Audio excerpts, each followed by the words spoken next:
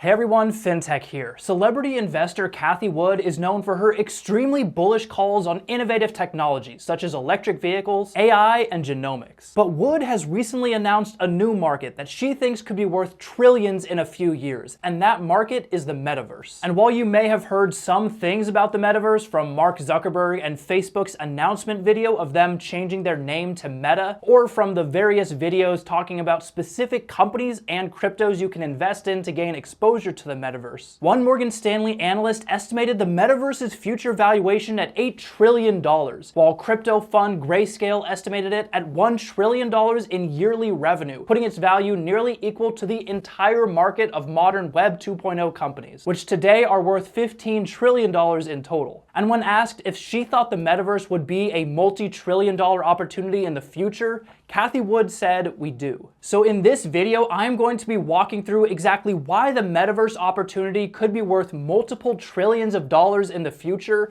breaking it down in both the short term and in the long term to see where the real value is going to come from. So if you're thinking about investing, this video can act as a baseline for what areas to even look at for opportunities, both today and for opportunities that may not even exist yet that could appear in the future. So hit the like button if you want, and let's first briefly talk about what the Metaverse actually is. So one of the problems with defining the Metaverse is everyone has their own perspective. Facebook takes a social media perspective, seeing the Metaverse as a place for people to socialize and interact with each other in a virtual representation of the physical world. Microsoft sees the Metaverse as a chance for people in companies to interact in mixed reality as a way better way to collaborate than just calling over Zoom. Game developers like Epic Games and Roblox, meanwhile, see it as a virtual world where you can buy and sell goods that you can use in games. So for the purpose of this video, we're going to define the Metaverse as a whole collection of technologies: virtual reality, blockchain, 5G, edge computing, that work together to create a digital version of the world. In this world, people can buy and sell assets, play games, consume media, and basically spend time like they would in the real world. The ultimate vision here could be an even bigger revolution than the creation of the internet. Science fiction books like Snow Crash or Ready Player One, where people literally live their lives in an alternative reality complete with its own social structures and economy, are the closest we can see to the future. But the Metaverse isn't just science fiction, it's already taking shape all around us. Just look at the rise in virtual real estate purchases, with people shelling out literally millions of dollars for the right to own virtual land in worlds like Decentraland or Sandbox. Or people buying Gucci clothes for their avatars in video game platforms like Roblox. Or to take a more grounded example, Amazon, allowing you to check out that new couch you plan on buying and how it looks in your living room using an AR filter on your phone. And we're going to continue to see this trend toward more and more digital facsimiles of everyday physical things. But what are the opportunities for investing in the Metaverse, both in the short term and in the long term, and how will they create the trillions of dollars in value forecasted by Cathie Wood? Well, to start with, in the short term, I see two main opportunities for the Metaverse, and I think both of these opportunities are actually not as far out there as some of the concepts we've talked about so far. So the first short-term Metaverse opportunity I see is with enterprises, specifically in the areas of collaboration and digital twins. While enterprises are much more risk-averse than consumers with risking their business on unproven technologies, the lockdowns and rapid move to people working from home has shown companies that experimenting with new technologies and ways of working can not only not harm the business, they can actually improve worker productivity. The consulting firm Accenture, for example, ordered 60,000 Oculus headsets to help with onboarding and training new employees who have joined the company without ever setting foot in a physical office. Bank of America similarly trained 50,000 workers across 4,300 financial centers using VR. And with more and more companies adopting permanent work from home or flexible working schedules, it makes sense that companies will be looking for ways to collaborate beyond video calls. And if a few $100 headset like this one from Oculus helps with that, why not use it? This is one area where Microsoft, for example, is betting big. Their HoloLens 2 product is marketed as a mixed reality tool, meaning you can project virtual objects into your physical physical space like someone you're meeting with or a 3D model that your team needs to look at. And while these look super interesting and are a lot more advanced than just a simple headset like this, all that extra technology does not come cheap, which is why everything about the HoloLens is marketed to companies. From them showing models wearing headsets connected to hard hats or lab suits, or the fact that they will give you $500 in Azure Cloud development credits when you buy certain versions. Fundamentally, Microsoft thinks augmented reality will help enterprises make more money, and they advertise that right at the top of their page, that users see a 177% return on investment when they use the tool. So as cool as a consumer application for this technology could be, it's in the business sphere that we're first going to see really useful use cases. And that's honestly not surprising. When we think of old computers, who used them first?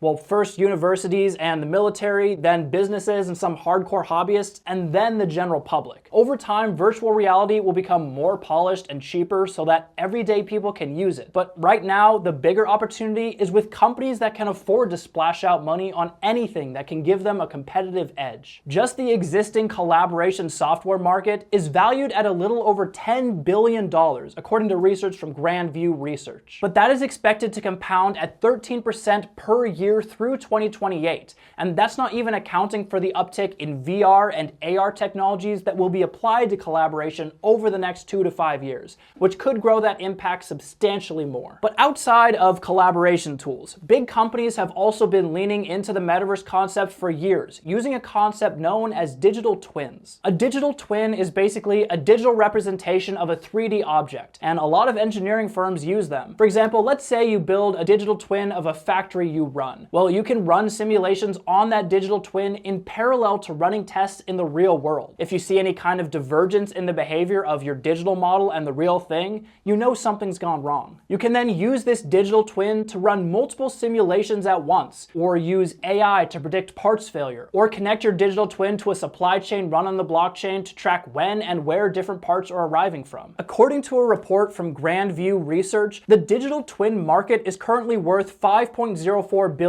but that will compound in growth by 42.7% per year through 2028, giving it alone a value of $60 billion in 7 years, around a 12 times increase. But while enterprises are the only places that can afford a lot of current metaverse technology, especially the photorealistic, high-fidelity simulations of the real world, there's another area where we are seeing the impacts of metaverse technologies today, and that is the world of metaverse gaming. Video games have always been about creating virtual worlds where you can escape for a few hours, solving puzzles or shooting bad guys. But what qualifies many recent video games to be included on this list are the economies of digital goods now included in many worlds. Fortnite, for example, lets you buy outfits in-game, and they're even hosting in-game concerts with real artists. Travis Scott partnered with them last year for an in-game event where you could watch and buy his emotes. Roblox similarly lets you buy different wearables that you can use, but they also have a broader economy where people make a living creating different game modes or digital goods in Roblox. Like this guy, Linkmon99, who has 140 million Robux, equivalent to around 1.7 million US dollars that he could use in real life. Or going back a whole decade, we have games like RuneScape, which is an example of an old MMO or massive multiplayer online game where everyone plays in the same world. And this game also had its own economy, one where you can buy and sell items with other players. Well, a few years ago, existing players started noticing a large uptick in Venezuelans playing the game and farming the in-game currency for hours on end. This was weird because it wasn't a particularly fun thing to do,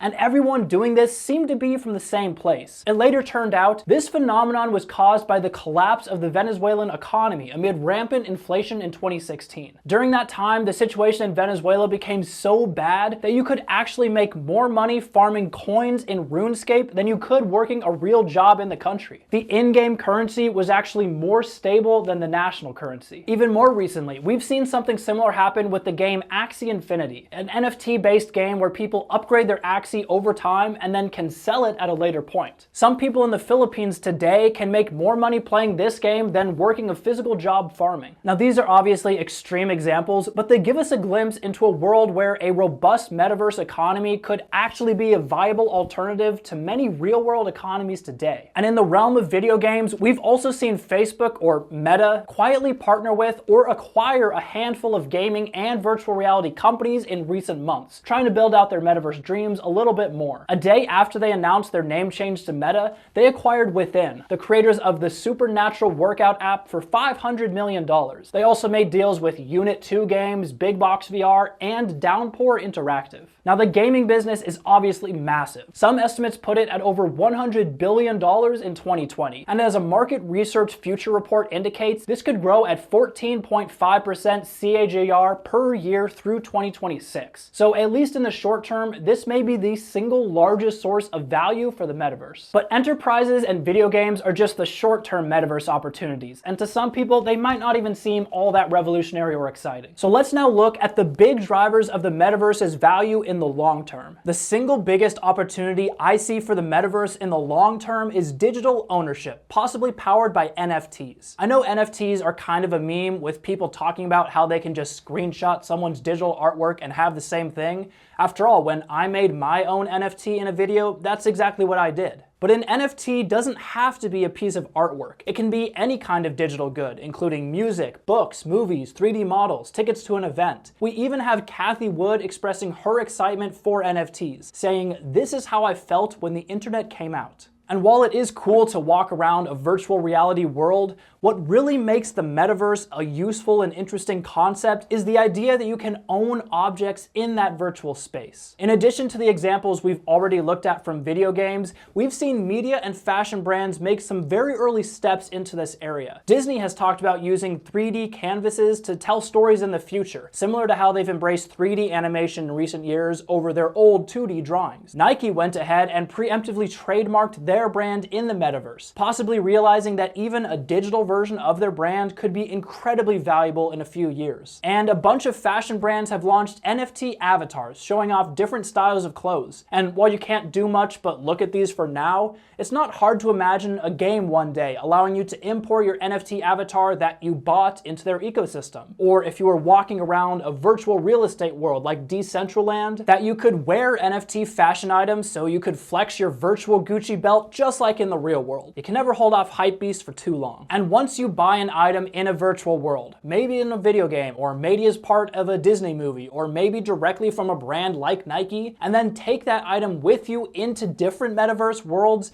NFTs start to make more sense. Let's take the world of virtual real estate as an example. While it might seem ridiculous on the surface that people are shelling out tens of thousands or even millions of dollars to purchase digital locations in worlds like Decentraland or Sandbox, for some, this might end up being a sound financial decision. What do you do with a real estate investment in real life? Well, you can live in it, which isn't something you can do with a virtual house, but you can also rent it out or sell it if its value rises. Well, we've seen huge appreciation in virtual real estate values in certain areas in Decentraland's fashion district, with some big brands attempting to get space there for marketing purposes. Similarly, Decentraland has a casino where people can gamble real money and the house can make money just like a real casino. So if you own land in a good location, you could feasibly rent it out to someone starting to build a business on your virtual land, meaning you can make money from buying these plots. While I personally am not planning on running out and dropping $10,000 on a plot, some people are undoubtedly going to make a lot of money in this space, while a lot of other people will doubtlessly lose a ton of money when they get caught up in the hype. But then the same thing happened during the .com boom of the early 2000s, with pretty much all websites reaching crazy valuations like Pets.com and Yahoo. But even after that market crashed, certain sites like Amazon did end up going on to create real value for their owners. So NFTs and digital ownership will doubtlessly make up a big part of the metaverse's future value, though it is pretty hard today to say which ones will make it big and which ones will be busts. But the last long-term metaverse play where I see a lot of future value is in consumer-facing products. Facebook's rebranding to Meta has made it clear they see the future of social media in virtual reality. Epic Games has made it clear that they want a piece of the metaverse as it represents an ecosystem similar to when mobile phones first launched, but before Apple and Google completely cornered that market with the App Store and the Google Play Store. And I'm sure Apple and Google would love to grab as big of a share of the metaverse as they currently own in mobile phones. But I think it's pretty unlikely that any one company will ever create a single metaverse that everybody participates in.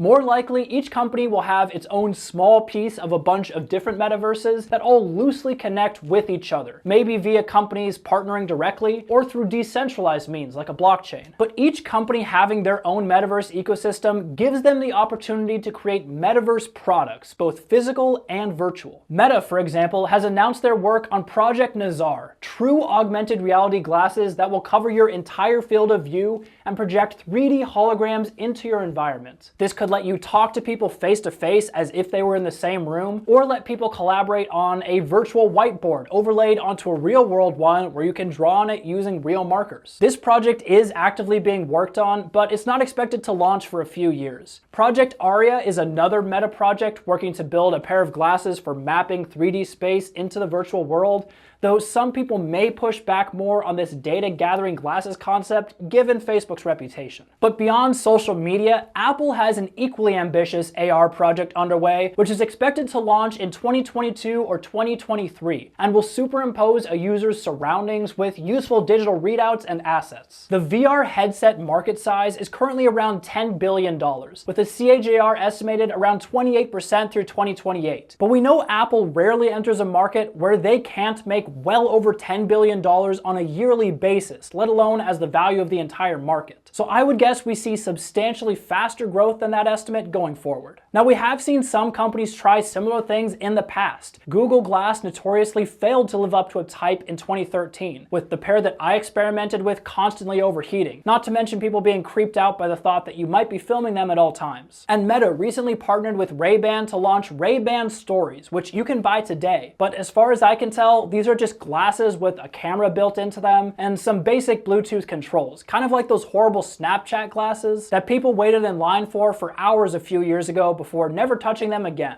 And reviews indicate that you have to sell your soul, or at least your data, via Facebook's agreements when activating them. So that may indicate that Facebook does not plan to change its data gathering ways anytime soon, even in the metaverse. But whether you invest in some of the near-term metaverse opportunities like enterprise collaboration tools, digital twins, or games, or in some of the longer-term opportunities like NFTs, cryptos, and metaverse-specific products like VR headsets, or the many software-based products that will doubtlessly launch over the next several years, there is clearly a lot of value here to be had. And when you add up the potential value of all these different industries, plus the industries needed to create them, tools like the cloud, 5G for transferring data fast enough to stream VR worlds to a headset, or edge computing to create powerful computing at the point of use rather than on some server. It's easy to see how this can all add up to what Cathie Wood called a multi-trillion-dollar opportunity. But are you more interested in the short-term metaverse opportunities or some of those that might be a little bit farther down the road? And which one do you think you would be most likely to invest in? Don't forget to like and subscribe,